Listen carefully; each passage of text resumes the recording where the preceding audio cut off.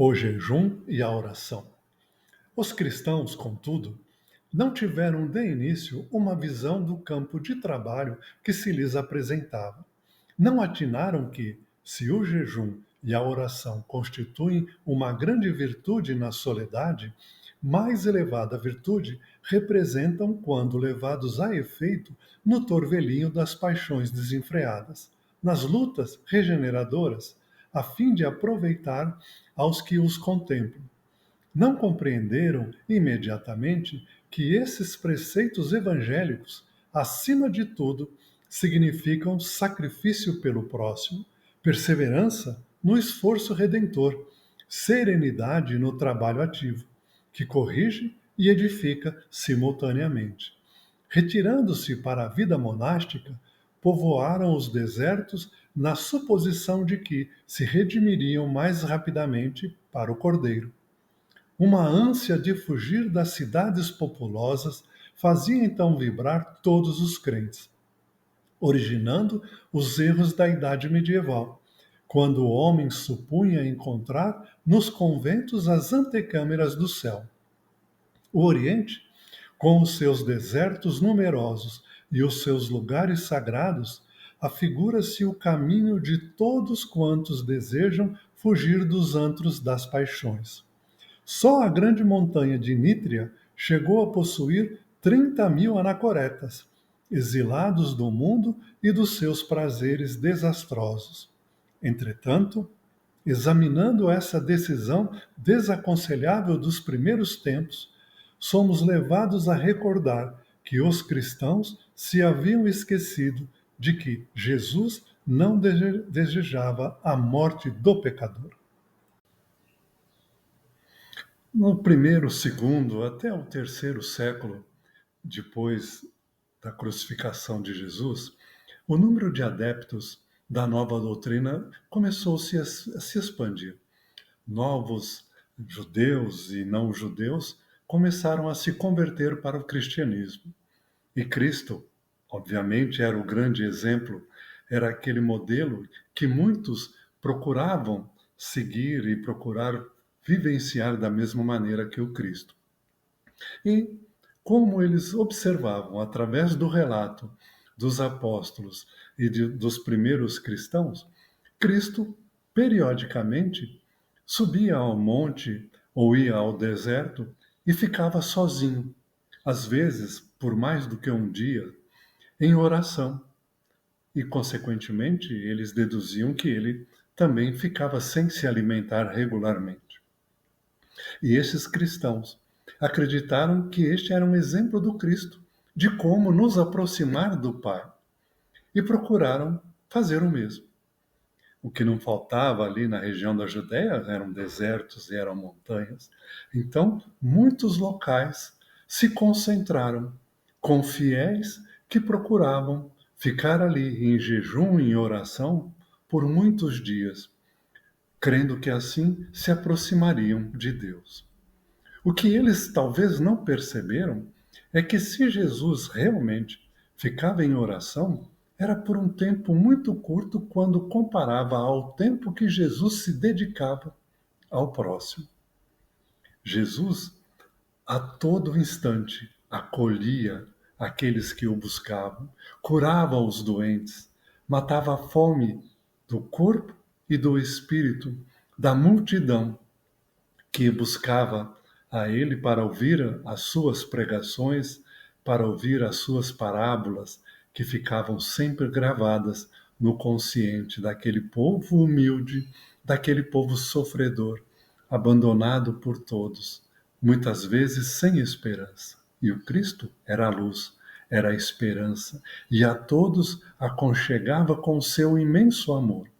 Então, mais válido do que o jejum, a oração, era a luta no dia a dia em benefício do próximo.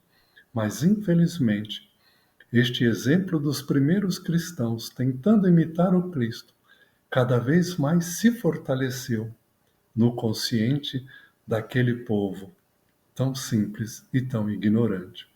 E, como consequência, na Idade Média, se expandiu muito, muito grandemente a construção de mosteiros, a construção de locais onde eles se isolavam totalmente do convívio com o povo, achando que assim estavam agradando a Deus. Constantino. As forças espirituais que acompanhavam e acompanham todos os movimentos do orbe sob a égide de Jesus procuram dispor os alicerces de novos acontecimentos que devem preparar a sociedade romana para o resgate e para a aprovação. A invasão dos povos considerados bárbaros é então entrevista. Uma forte anarquia militar dificulta a solução dos problemas de ordem coletiva, elevando e abatendo imperadores de um dia para o outro. Sentindo a aproximação de grandes sucessos e antevendo a impossibilidade de manter a unidade imperial, Diocleciano organiza a tetrarquia, ou governo de 4 soberanos, com 4 grandes capitais. Retirando-se para Salona, exausto da tarefa governativa, ocorre a rebelião militar, que aclama Augusto a Constantino, filho de Constâncio Cloro, contrariando as disposições dos 2 Césares, sucessores de Diocleciano e Maximiano. A luta se estabelece e Constantino vence Maxênio às portas de Roma, penetrando a cidade vitorioso para ser recebido em triunfo. Junto dele, o cristianismo ascende à tarefa do Estado, com o Edito de Milão. No ano de 284, assume o império Diocleciano. Diocleciano era de família simples, era de uma baixa posição social, porém era um grande soldado. E gradualmente foi conquistando postos dentro do exército romano até chegar ao posto de comandante de cavalaria do exército do imperador Caro. Com a morte de Caro, Diocleciano chegou ao poder. Ele foi nomeado imperador em 284 e ficou no poder até 305, quando ele abdicou. Ele conseguiu estabilizar o império, conseguiu trazer muita tranquilidade e um período de paz, um período onde as crises que estavam surgindo foram todas estabilizadas. Ele teve uma grande ideia. Ele nomeou o seu colega de batalhas, Maximiano, como co-imperador. E assim dividiu o império em 2 partes. Ele ficou com o Império do Oriente e Maximiano ficou com o Império do Ocidente. Isso foi de muito proveito para o Império, porque fortaleceu as fronteiras e estabilizou ainda mais o Império.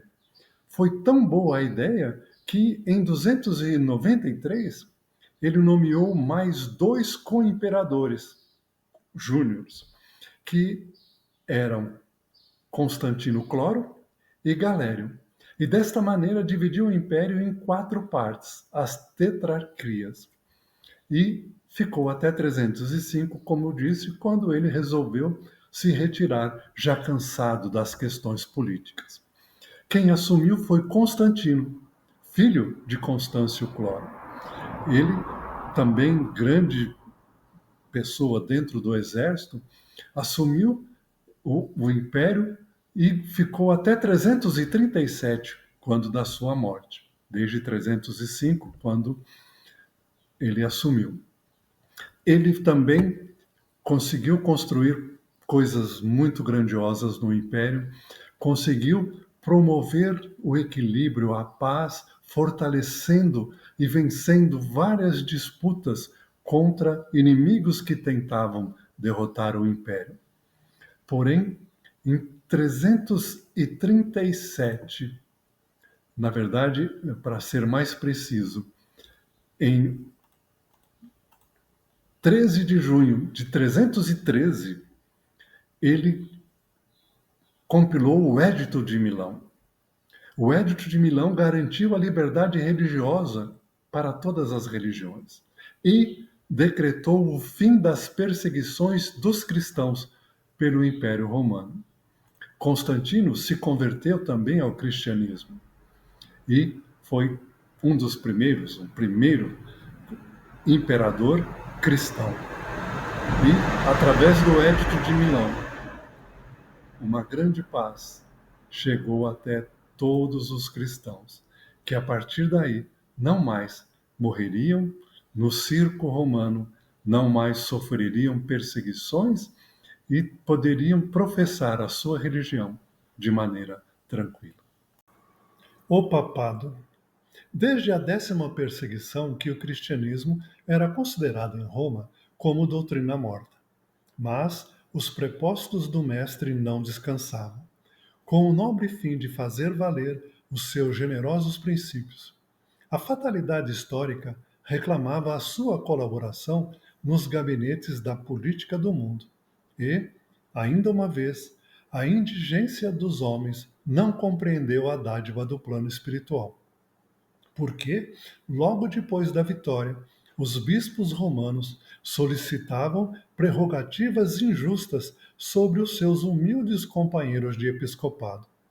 O mesmo espírito de ambição e de imperialismo que de longo tempo trabalhava o organismo do império dominou igualmente a Igreja de Roma, que se arvorou de suzerana e censora de todas as demais do planeta, cooperando com o Estado, faz sentir a força das suas determinações arbitrárias.